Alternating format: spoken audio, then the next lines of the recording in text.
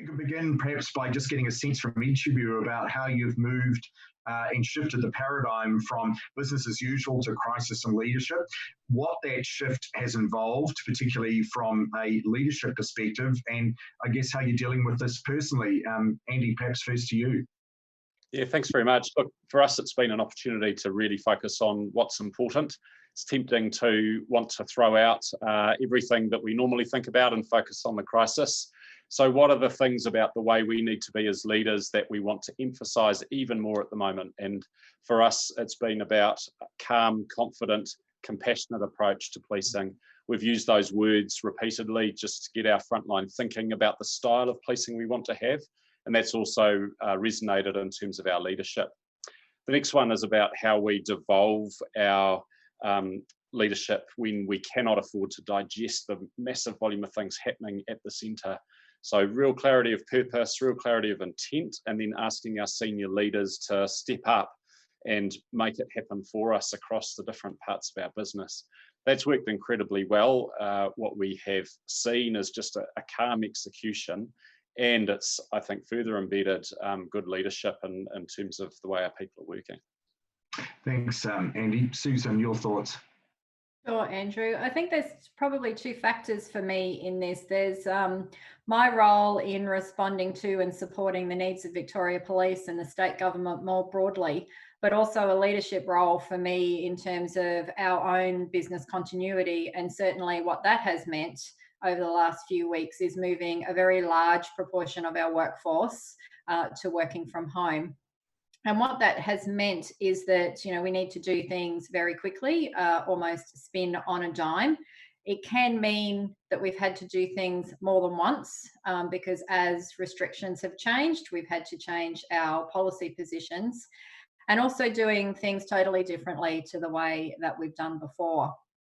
I guess in terms of leadership approaches and my leadership approach in particular, I think what I've found is that I have had to be more directive than what I would ordinarily be. The time for collaboration just isn't presenting itself at present.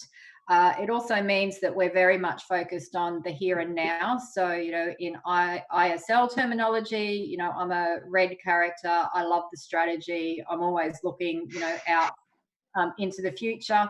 That's not appropriate or available to me at present. So it's very much around now.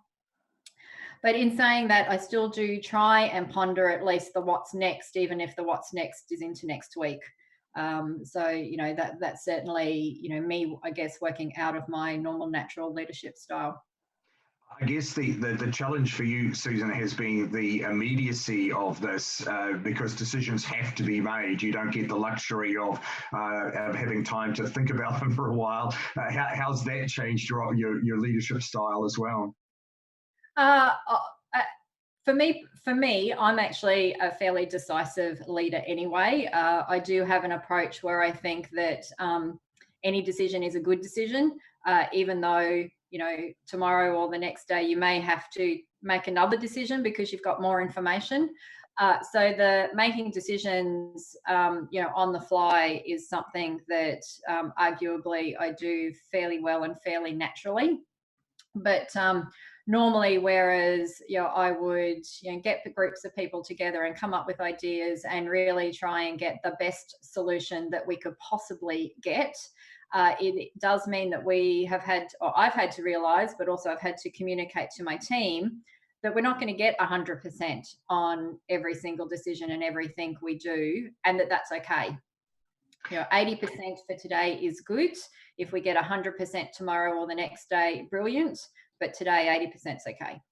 And is that how you characterise your leadership? Because as Commissioner of Police, I mean, you have to be the most decisive person in the country, almost, perhaps second only to the Prime Minister. Is that your natural operating style, particularly, you know, in a crisis environment where you don't know everything, and yet there's this expectation that you are expected to, and you will make those decisions accordingly? Yeah, it's really interesting situation. So you do need to be decisive, but in policing, most of the decisions are made at the front line. When you think about, are we going to arrest? Are we going to warn? Are we going to educate? So as much as anything, it's actually about the tone that you set for all of the other people making decisions. Sure, there are some big decisions to take, but I think the biggest decision you take as a leader in a large organization is, what is the tone? What is the intent that I'm setting for people? Because I don't have time for a lot of conversations. I've got to trust and enable them to do the right thing out there. John, your thoughts, and I guess particularly some of the challenges you've seen between these two very different sectors, the private sector and the public sector. Yeah, well, things that are common to both is that in a crisis, people are looking and need trust, compassion, stability, and hope.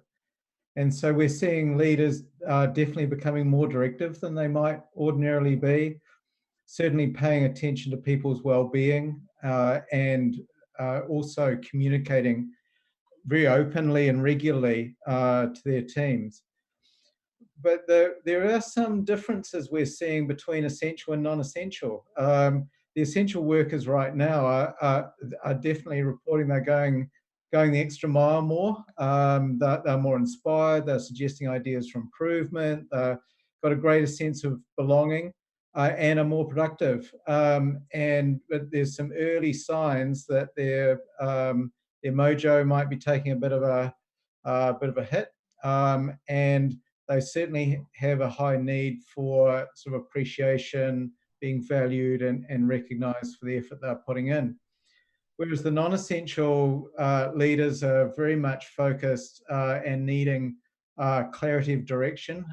Times are a lot more uncertain in the current context for them, and they're really getting clarity around the understanding of the working from home. So some similarities in terms of leadership style, but certainly some differences in terms of the engagement and what they're looking for from leaders.